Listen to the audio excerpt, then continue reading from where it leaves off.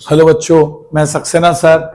Centum test series में जैसा कि आप लोगों को पता ही है, इस वीक में लीनियर इक्वेशन 2 वेरिएबल चैप्टर पढ़ा रहा हूं, जिसके मैं 2 लेक्चर ले चुका हूं।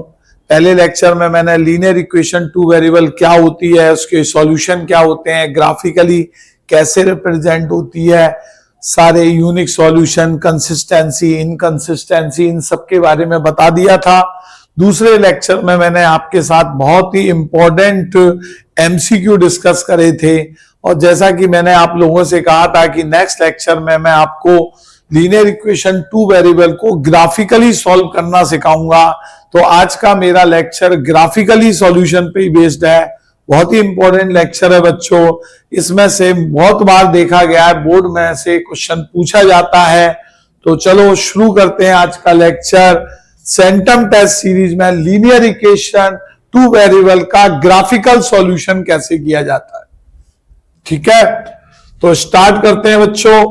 लीनियर इक्वेशन 2 वेरिएबल का ग्राफिकली सॉल्यूशन हम लोग कैसे करते हैं, तो देखो, सुनना ध्यान से।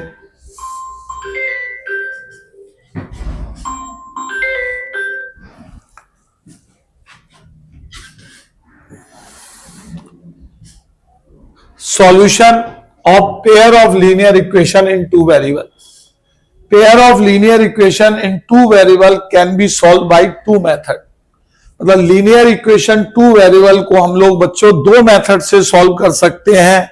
एक हमारा होता है ग्राफिकल मेथड और एक हमारा होता है एल्जेब्रिक मेथड। तो जैसा कि मैंने आपसे कहा, आज मैं आप लोगों को ग्राफिकली मेथड से कैसे इक्वेशन सॉल्व की जाती है वो सिखा रहा हूं। इससे पहले लेक्चर में मैंने आप लोगों को बता दिया है कि लीनियर इक्वेशन 2 वेरिएबल का ग्राफ कैसे बनाया जाता है, और जब लीनियर इक्वेशन 2 वेरिएबल जो होती हैं अगर ग्राफ पर प्लॉट की जाती हैं तो 2 स्ट्रेट लाइन बनती हैं बच्चों। तो आपको कोई भी क्वेश्चन अगर pair of linear equation in 2 variable का सॉल्व करने को आ रहा है, तो सबसे पहले तो क्या करो, आप उन दोनों लीनियर इक्वेशन 2 वेरिएबल को ग्राफ पर प्लॉट कर लो। तो जब कोई 2 लीनियर इक्वेशन 2 वेरिएबल ग्राफ पर प्लॉट की जाती हैं तो 3 सिचुएशन पॉसिबल होती है बच्चों। कितनी? 3 सिचुएशन पॉसिबल होती है। पहली सिचुएशन ये होती है कि आप जब दोनों लाइनें ग्राफ पर प्लॉट करेंगे तो वो लाइनें एक पॉइंट पर इंटरसेक्ट कर जाएंगी। अगर ऐसा होता है तो हम कहते हैं वो दोनों लाइनें इंटरसेक्टिंग लाइन है, और इस पोजीशन में जिस पॉइंट पर दोनों लाइनें इंटरसेक्ट करती हैं, जैसे इस डायग्राम में आप देखें ये A, B पर इंटरसेक्ट कर रही हैं, तो यही आपका इन दोनों इक्वेशन का सॉल्यूशन हो जाएगा। यानी कि x = a and y = b be the solution of these given 2 linear equation 2 variable. इस पोजीशन में हमारा जो सिस्टम होता है लीनियर इक्वेशन 2 वेरिएबल का, वो कंसिस्टेंट विद यूनिक सॉल्यूशन कहलाता है। अगर आपकी लाइनें इंटरसेक्टिंग है तो हमारा सिस्टम क्या कहलाएगा बच्चों? Consistent with unique solution. और सॉल्यूशन क्या होता है? जहां पर दोनों लाइनें इंटरसेक्ट कर रही हैं उस पॉइंट के कोऑर्डिनेट ही हमारे सिस्टम का सॉल्यूशन होते हैं। एक्स कोऑर्डिनेट हमारा x की वैल्यू दे देता है और y कोऑर्डिनेट y की वैल्यू दे देता है। या फिर बच्चों, अगर आप 2 लाइनें पेयर ऑफ लीनियर इक्वेशन को ग्राफ पर प्लॉट कर रहे हो तो कभी कभार आपको ऐसी सिचुएशन देखने को मिलेगी, दोनों लाइनें आपस में पैरेलल होंगी। इस स्थिति में लाइनें एक दूसरे को इंटरसेक्ट ही नहीं करती हैं, और जब बच्चों लाइनें इंटरसेक्ट ही नहीं करती हैं तो हमारे यहां पर नो सॉल्यूशन मिलता है, और इस पोजीशन में ये दोनों लाइनें इनकंसिस्टेंट कहलाती हैं, और ऐसी स्थिति में इनका सॉल्यूशन नो सॉल्यूशन होता है। तीसरी एक और सिचुएशन कभी कभी बन जाती है बच्चों। क्या होगा कि जब आप दोनों लाइनें बनाएंगे तो एक लाइन के ऊपर दूसरी लाइन ओवरलैप हो जाएगी, और जब बेटा ओवरलैप हो जाएगी तो जितने भी पॉइंट्स होंगे लाइन पे सभी दोनों को सेटिस्फाई करेंगे। तो यहां पर हमारा सिस्टम कंसिस्टेंट होता है मैनी सॉल्यूशन होते हैं और ऐसे सिस्टम को हम डिपेंडेंट भी कहते हैं। क्या कहते हैं बच्चों? डिपेंडेंट। कभी कभी एमसीक्यू में ऐसे क्वेश्चन पूछे जाते हैं, तो आप लोग अच्छे ढंग से इनको तैयार कर लेना। तो ये तो मैंने आपको ग्राफिकल के बारे में बता दिया। अब हम एक क्वेश्चन के माध्यम से आपको कैसे ग्राफिकली सॉल्व करते हैं ये सिखाने जा रहा हूं।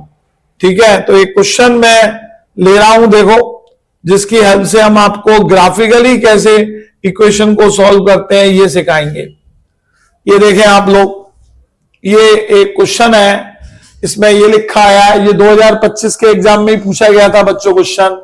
Check graphically whether the pair of linear equation is consistent or not, if so solve it graphically। तो बच्चों में से ग्राफिकली चेक करना है कि ये सिस्टम कंसिस्टेंट है या नहीं है। तो मैंने अभी बताया था कोई सिस्टम कंसिस्टेंट कब होता है, तो ये सब बातें मैं बता चुका हूं। अब कैसे चेक करते हैं, कैसे ग्राफ बनाते हैं, एक एक स्टेप बड़े ध्यान से सीखना। ये बहुत इंपॉर्टेंट क्वेश्चन बता रहा हूं आप लोगों को। देखो, सबसे पहला काम, आप लोग पहली इक्वेशन अपनी कॉपी पे उतारना, 2x प्लस का 3y = 12। ये आपकी फर्स्ट इक्वेशन हो गई। इसको हम ग्राफिकली प्लॉट करना सिखा रहे हैं, कैसे प्लॉट करेंगे। जब ये इक्वेशन उतर आए तो आप यहां से y की वैल्यू x के टर्म में निकालना। क्या निकालना बच्चों? y की वैल्यू x के टर्म में निकालना। y की वैल्यू x के टर्म में निकालने का मतलब ये होता है y के टर्म तो आप लेफ्ट पे रहने देना और x के सारे टर्म राइट पे ले जाना, या ऐसा समझ लो y के टर्म एक तरफ होंगे, x के टर्म्स एक तरफ होंगे। इसमें आप लोग देख सकते हो 3y तो मैंने यहीं पे लिखा रहने दिया और बच्चों 12 उस साइड लिखा ही है। इस 2x को हम उधर ट्रांसफर करके ले गए तो माइनस का 2x हो गया। तो यहां से देखा जाए तो बच्चों y की वैल्यू क्या निकल के आ गई?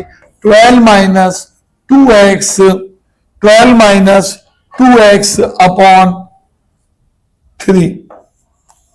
ठीक है, तो ये बच्चों y की वैल्यू हमारी निकल के आ गई x के टर्म्स में। इसी टाइप से आप अब दूसरी इक्वेशन अपनी कॉपी कर लेना, 5x माइनस का 3y = 9। अब यहां पर भी हम बच्चों y की वैल्यू x के टर्म्स में निकालेंगे, पर यहां पे तुम देख रहे हो y का टर्म नेगेटिव है, तो ज्यादा अच्छा यह रहेगा कि 5x यहीं लिखो, 9 को इधर की साइड पकड़ लो और 3y को उधर ले जाओ। तो यहां से अगर मैं y की वैल्यू अब निकालूंगा बच्चों, तो ये आ गई 5x माइनस का 9 अपॉन 3।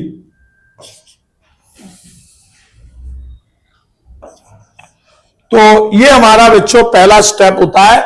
दोनों ही पहली इक्वेशन उतारो, y की वैल्यू x के टर्म में निकालो, दूसरी इक्वेशन उतारो, y की वैल्यू x के टर्म्स में निकाल लो। जब आपकी ये सारा काम हो जाए तो फिर उसके बाद हम लोग क्या करते हैं, आगे का देखना जरा ध्यान से। उसके बाद हम आगे बढ़ते हैं, ग्राफ पर आते हैं। तो ग्राफ पर आने के लिए देखो, ये मैंने वहां से दोबारा ना उतारने पड़े, मैंने उतार लिया। ये y की वैल्यू x के टर्म्स में निकल आई देखो, और यहां पर भी y की वैल्यू x के टर्म्स में निकाल दी। अब हम लोग क्या करते हैं, किसी भी लाइन को या किसी भी लीनियर इक्वेशन 2 वेरिएबल को अगर आप ग्राफ पर प्लॉट करना चाहते हैं तो आपको उसके कम से कम 2 सॉल्यूशन पता होने चाहिए। तो वो 2 सॉल्यूशन हम अपनी इच्छा से निकाल लेते हैं। कुछ भी निकालने का तरीका क्या होता है, x की वैल्यू आप एक ऐसी यहां पे रखना, अपने मन से कुछ भी रख सकते हो और उससे y ऑब्टेन कर लेना। कोशिश ये रखा करो कि x की ऐसी वैल्यू रखना जिससे y की वैल्यू फ्रैक्शन में ना आए। मतलब ऐसा नहीं है कि फ्रैक्शन में आनी नहीं चाहिए, पर कोशिश ये रखना कि y की वैल्यू फ्रैक्शन में ना आए। फ्रैक्शन में ग्राफ बनाने में थोड़ी दिक्कत आती है, इसलिए मैं बच्चों को एडवाइज करता हूं कि x की ऐसी वैल्यू रखें जिससे y की वैल्यू फ्रैक्शन में ना आए। समझ आया? y की वैल्यू फ्रैक्शन में ना आए। और थोड़ा यह भी ध्यान रखना कि ऐसी वैल्यू रखना कि ज्यादा बड़ी बड़ी वैल्यू ना आ जाए जिससे आपका ग्राफ बनाने में दिक्कत आए। वैसे तो बना सकते हैं पर इस बात का भी ध्यान रखना। तो जैसे कि अभी आप लोग देखें, मैंने सबसे पहले यहां पे x की जगह 0 रखा। तो देखो बच्चों, जैसे ही यहां 0 रखोगे 2 का मल्टीप्लाई 0 से होके 0 हो जाएगा। 12 माइनस 0 12, 12/3 4 आ जाएगा। उसके बाद बच्चों मैंने x की जगह 6 रख दिया, 6 2 जा 12 हो जाएगा। 12 माइनस 12 0, 0/3 0। बिल्कुल इसी टाइप से यहां पर भी बच्चों हमने एक बार x की जगह 0 रख दिया, तो देख सकते हैं आप y की वैल्यू -3 आ जाएगी।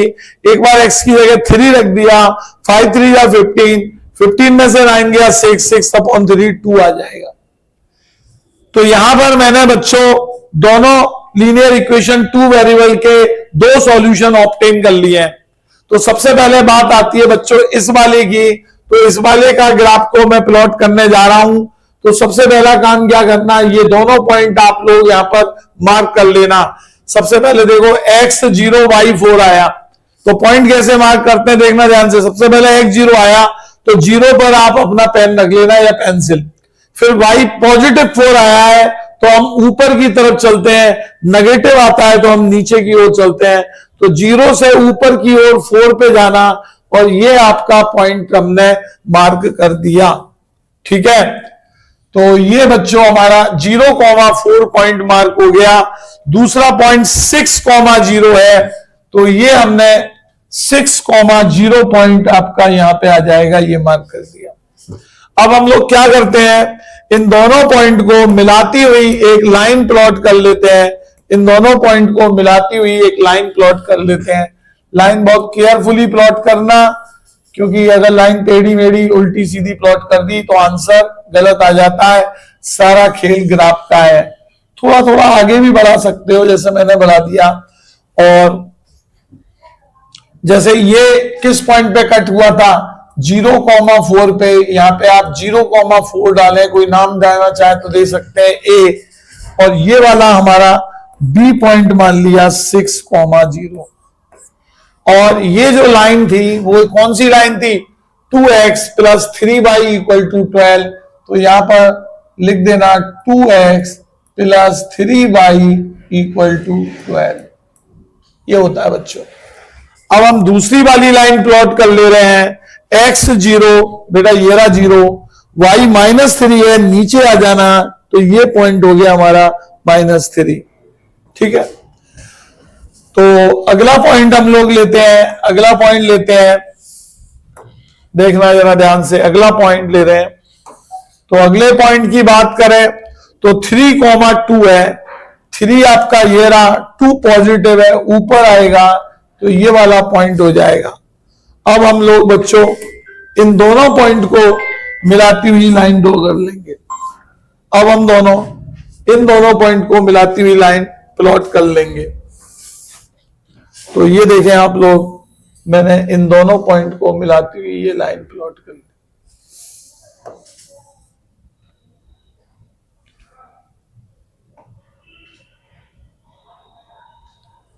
ये देखें आप, तो ये मैंने इन दोनों पॉइंट को मिलाती हुई लाइन प्लॉट कर ली।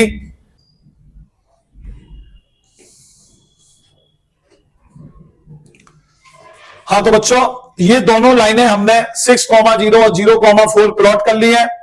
और देख सकते हैं आप लोग, इन दोनों लाइनों ने कहां पर इंटरसेक्ट किया, इस पॉइंट पर। आप लोग इस पॉइंट के कोऑर्डिनेट 3,2 प्लॉट कर दें। और ये आप लोग यहां पर पॉइंट बच्चों ये वाला हमारा आ गया था माइनस, ये वाला पॉइंट आया था 0,-3, ये यहां लिख देना। और ये मैंने 3,2 लिख ही दिया बच्चों, समझ आया। तो ये हमारा आपका आंसर हो गया। जैसे x कोऑर्डिनेट आया तो x = 3 and y = 2 and this is answer. तो इस टाइप से बच्चों ग्राफिकली सॉल्यूशन किया जाता है। आशा करता हूं कि आप लोगों को समझ में आया होगा। एक बार 1-2 क्वेश्चन आप लोग ग्राफ पर सॉल्व करके देख लेना। कुछ थोड़े से डिफरेंट क्वेश्चंस भी पूछे जाते हैं। कभी कह देते हैं एक्स एक्सिस के साथ जो ट्रायंगल बनना है उसका एरिया बताओ, कभी एक्स एक्सिस को ये लाइनें किस पॉइंट पे कट कर रही हैं वो बताओ। तो जैसे जैसे वो क्वेश्चन पूछे उसी हिसाब से आप लोग इसके आंसर देते जाना। समझ में आ गया होगा। आज का लेक्चर बच्चों हम यहीं खत्म करते हैं। कल हम लोग फिर से मिलेंगे एक नए लेक्चर के साथ, जिसमें मैं आपको 2 लाइन का एल्जेब्रिक सॉल्यूशन के कुछ मेथड और अच्छे अच्छे सवाल बताऊंगा। Thank you.